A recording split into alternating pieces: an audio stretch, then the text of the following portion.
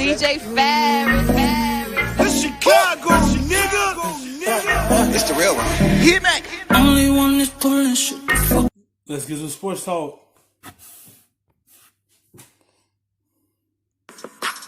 The Chris Sims top 5 receiver prospects for the draft, which begins 3 weeks from today. On Wednesday, we spent a lot of time talking about number 1 prospect, C.D. Lamb from Oklahoma, and the guy who didn't make the top 5, Jerry Jeudy from Alabama.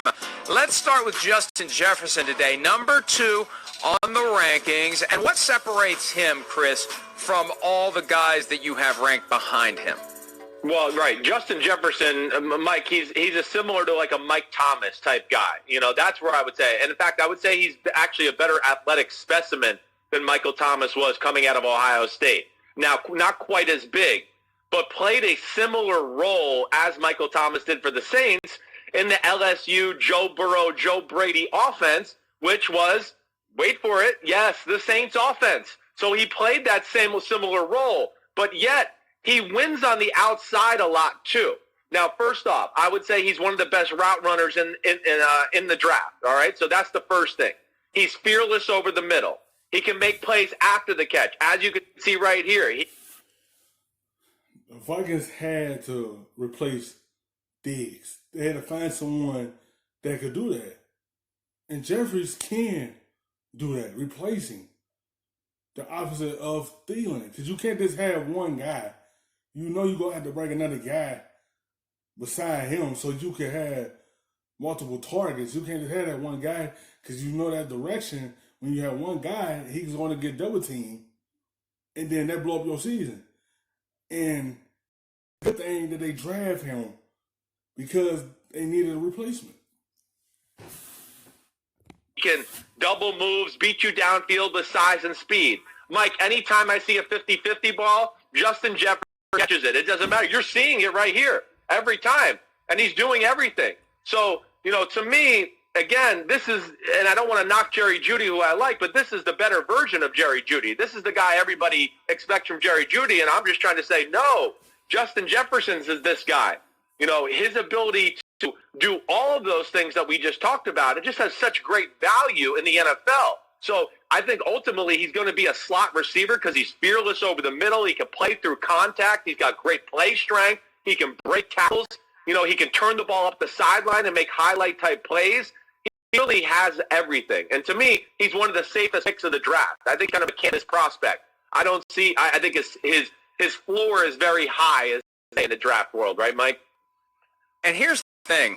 When you praise a Justin Jefferson, and when we show highlights like that, man, it starts much of Joe Burrow's rise. I hear you. And Joe Burrow's draft stock is influenced by the fact that he's got a guy that's going to go get it. That's what helped Joe Burrow. When you have the targets, it makes your job much easier. Because you know you got multiple go-to guys on your offense. And it elevates you.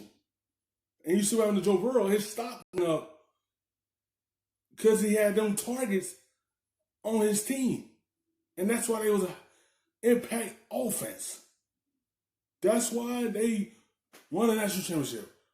Because of that high-impact offense they have. When you have the targets, it helped your quarterback a lot more.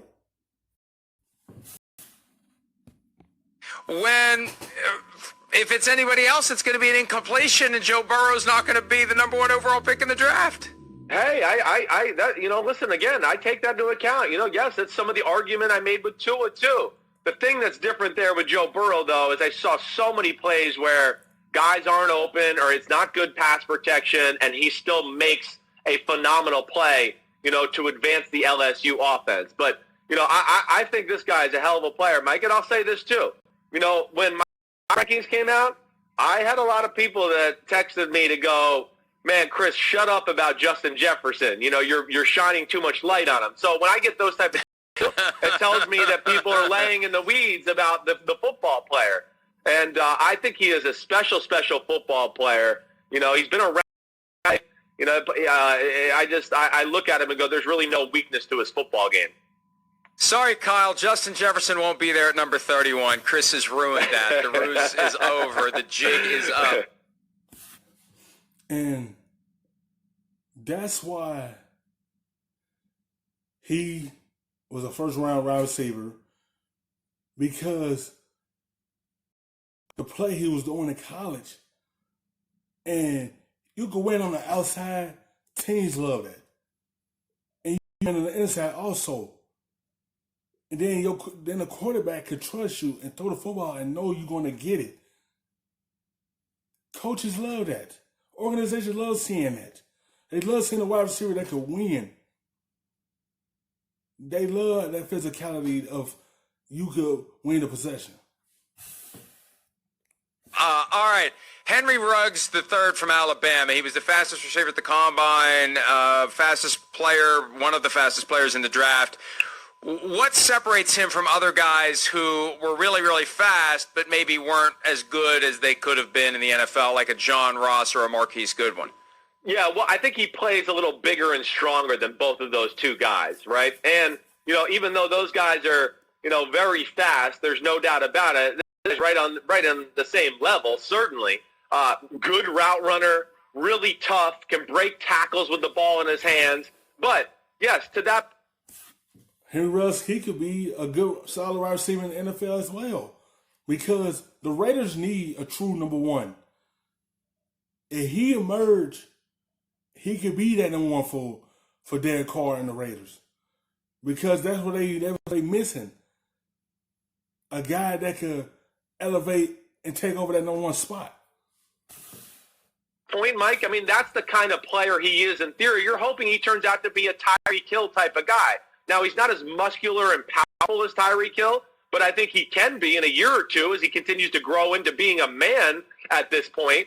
But it's all the things he can do for your football team, Mike. It's no longer the day and age of where you need the prototypical Jerry Rice, wide receiver for your offense. No, with the way are moving guys around, the motions, the speed sweeps, the wide receiver screens, the play action passes, Henry Ruggs, the kick returns, the punt returns. It's all of those things he can do for your football team.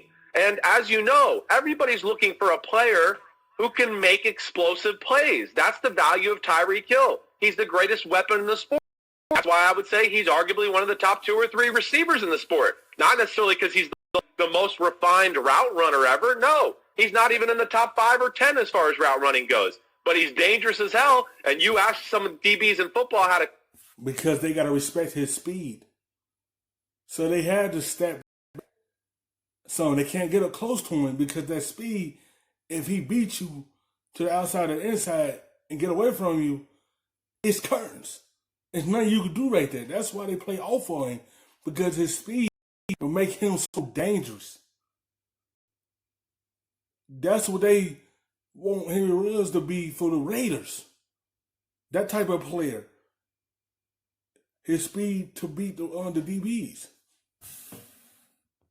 Cover him, they go, I just back off and don't let him go behind me. Ruggs is that type of guy, Mike.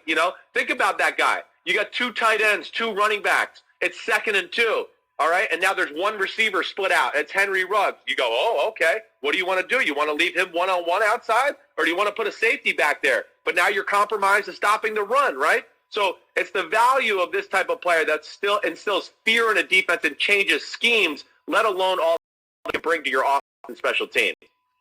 The right quarterback forces you to defend the entire field like teams have to do when they face Patrick Mahomes and Tyreek Hill, because that guy is going to get behind you quick. Hi, I'm Mike, and thanks for watching. Hit subscribe for the